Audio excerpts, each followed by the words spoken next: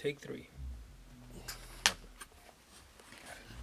So I want to talk. Yeah, we talked about showmanship. Talk about your outfits because they were very progressive. We had a seamstress named Diane Baines who used to make most of the outfits that we used, and Satch was an influence on the outfits likewise. His idea for outfits, were, basically the band would just put on whatever we were, told to wear to a point. I can remember, and for the most part, the horns would look one way, and there would be a little change with Billy Beck and myself. There would also be a change for Sugarfoot and Marshall, and of course Marshall wore the turban. We all had our little styles and little idiosyncrasies that we would have within our uniforms, and it worked out quite well. Flash was, it was always about Flash, and of course the stacked heel shoes that ruined everybody's daggone vertebrae. But it was all of that mixed in the big afros, to have afros as large as you could have them.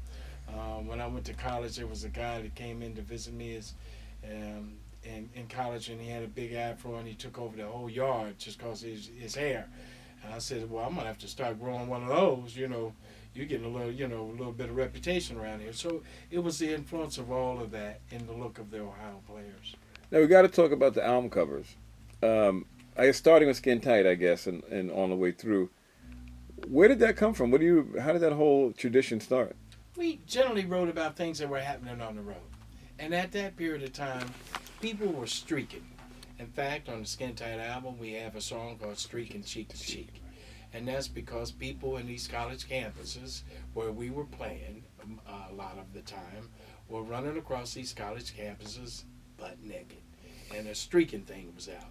So Skin Tight was the whole idea based around that concept of what was going on in the world. What kind of reaction did you guys get from people when that album cover came out? Well, our concept was the band. If we could put on our album, A Beautiful Black Woman, we would have every man alive looking at it. And if they would look at it and they would buy it, then possibly they would put it on and listen to it. We were a band of some ugly, atrocious looking guys. So we thought that if we could get the ladies looking at us, we could get the guys looking at the album covers, concept. And so it worked quite well. Oh, no doubt. I mean, those were legendary covers. I mean, Skin Tight, Fire. At some point, did you begin? Also, you had these very strong titles. Talk about the songwriting process with you guys. How did you guys sort of develop?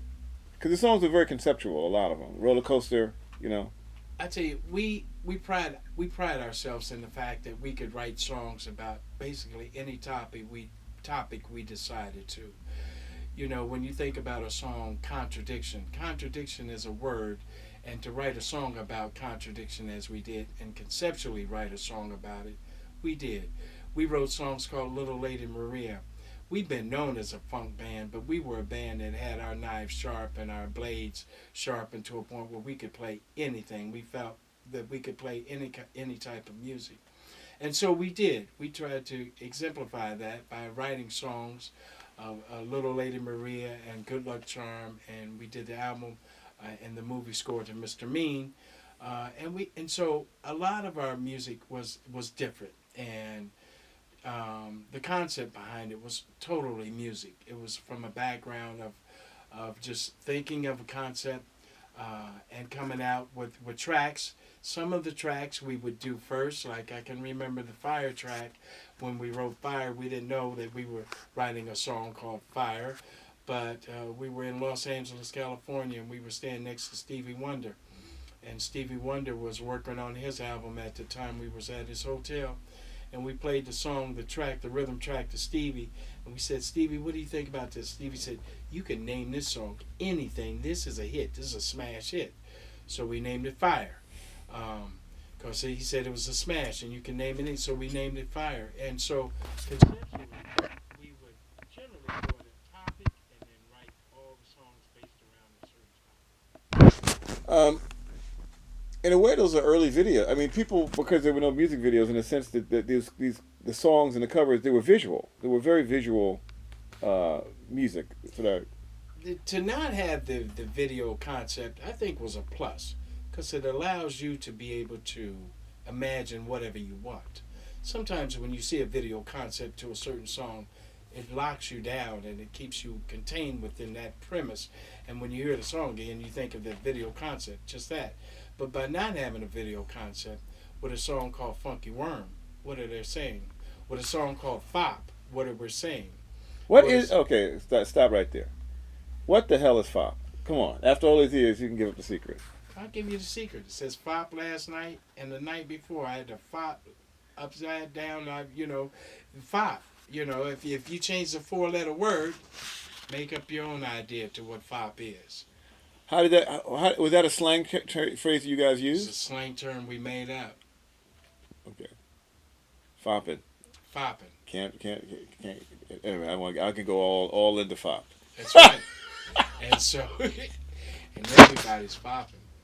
Um, Talk about the impact because you guys were the breakthrough band out of Dayton, and then within the next few years, by the late '70s, there's a bunch of bands from Dayton that had record deals on major labels. Did you start seeing A&R people come to Dayton looking for bands? How did that whole thing happen after your breakthrough? I think we were the one to just break the water and to expose that it could be done on a national level, and there was so much talent. As I mentioned, it was just bubbling. The other acts were going to follow us in our footsteps, as they did. And once you see a light at the end of the tunnel, and it gets brighter and brighter, as it did for us, I think a lot of other groups went toward the light and got the exposure that was necessary and created music that was very well received. A number of bands, the Dayton and Roger and Lakeside and Heatwave, and just a number of groups that came from the Dayton area. Very good musicians, very good artists that wrote very good songs. We're going to talk to Steve Arrington at some point. What did you think of Slave as a band and Arrington as an artist? I thought Steve Arrington, he's a drummer. He's incredible. He's the lead vocalist. He was an incredible drummer.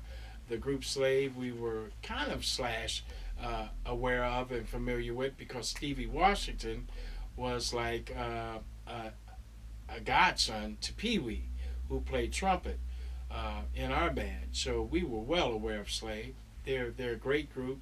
They've had some devastating things that have happened to them recently with the loss of a couple of guys. But we felt very good about Slave. Okay, I know you guys are traveling. Was there much interplay among the groups at all? I mean, in terms of connections, I don't know if you guys mentored any at the band or individually mentored other musicians from the area. If we had time to talk to people, we were so busy at that time. During the '70s, we were probably out on the road some 250 days or so a year. Traveling, it was nothing for us to go out and do 50 or 60 days on the road, something unheard of today. Artists don't really have the stamina to do things like that today, so to speak. But we were part of the Chitlin circuit before we started to make our prominence in the business, and we were playing all the time. Every weekend we were playing, and so when things started to happen for us, the role and the number of days that we were out just increased, and so we were very busy. We tried to, as we do today. I mentor students today. I volunteer 3 days a week in the elementary school, tutoring math students in the first through the third grade. And so we try to give back, all the time. And the bands that were around us then, we still have great friends, but during that period of time, we were a little busy. Sure. Talk to me now about one of the things that's really very obvious is that there was a generation, several generations, where a band playing in a band was an integral part of the black music experience. And if we went to any, I don't know how it would be in Dayton, but most cities I go to, there's very live bands in the black community are very rare now. What's your thoughts on why that evolution's happened? Economically, I think these cities have come to a point in the educational system where when budgets were being cut, one was athletics and second was music. And so in a lot of cities, they've cut out instrumental music and they've cut out the availability of kids that are not as fortunate to be able to have access to music. It might be also the way one of the reasons why the world is like it is, because music solves and soothes the savage beast. And here we are being savages as we are, but music is not around for most kids to be a part of. When I grew up, music was you were involved with music and you had music classes and of course if you wanted to you had an instrumental class that you could go to likewise, pay a little amount of money, and be able to rent an instrument and then take it home, learn how to play it, carry it around and become in love with something and dedicate yourself to being better at being able to play it. I don't think in a lot of in cases that kids have that availability today. What's the legacy of the Ohio players? You guys still play, but what impact do you think you had on the evolution of music in America? I think we had an impact, during the 70s, it was an incredible amount time period. Artists were writing some just incredible music. I mean, I don't think that period will ever, I hope it does, but I don't know if it'll come around again.